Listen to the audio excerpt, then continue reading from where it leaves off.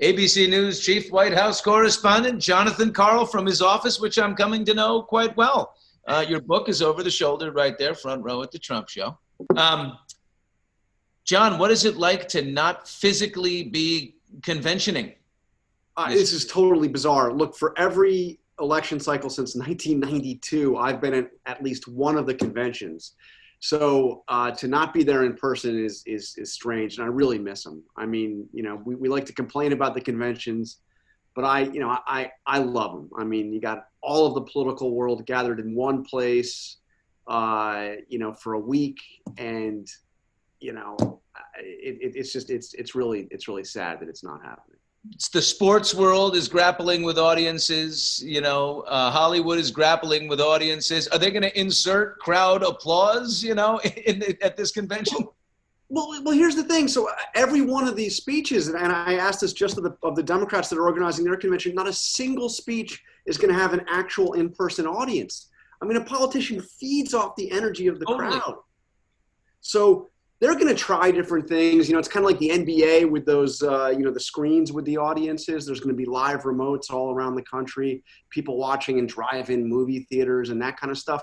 But the candidates themselves, the politicians themselves, are going to be in basically empty spaces. The only people that will actually be there in person are the camera operators and a handful of journalists and staff. That's it. If it's tough for them, it's going to be tougher for Trump if he doesn't have an audience, because if all he can do is read the words on the screen, it's going to be very un-Trump-like. He needs to go into it with people, right? Are the Republicans planning on having people in the audience? Well, we don't know. We don't really know Trump's plans. He said that he might do it right there at the White House. Have his convention. I mean, so we have no idea. I'm sure he's going to find a way to have people, cheering him on. But, this is like the State of the Union address. In the State of the Union address, the president, whoever it is, comes into the big energy of the House chamber, people cheering and, the crowds.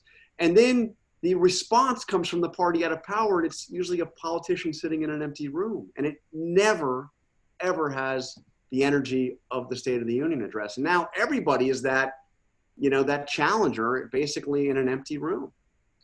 ABC News Chief White House Correspondent John Karl, who is going to not physically attend a convention for the first time since 1992. I will say the lineup for tonight is pretty darn huge for night one. Sanders and then Michelle Obama, just to name a few, not that Cuomo and others, but I mean, they're coming out with guns blazing, no?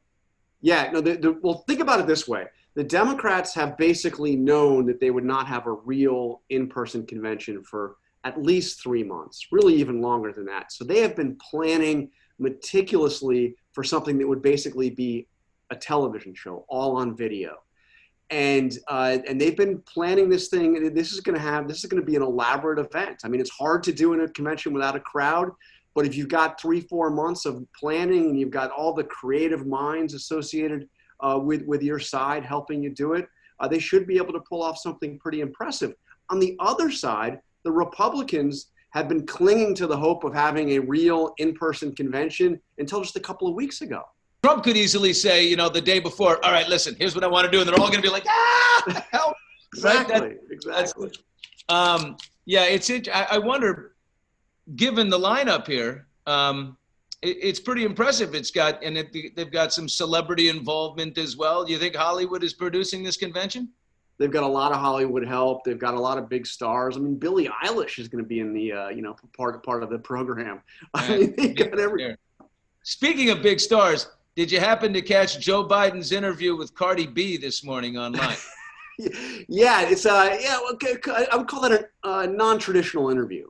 But it's kind of important because Joe's major point with Cardi B was if 18 to 24-year-olds actually got out to vote in droves, we wouldn't be, with Trump in office right now.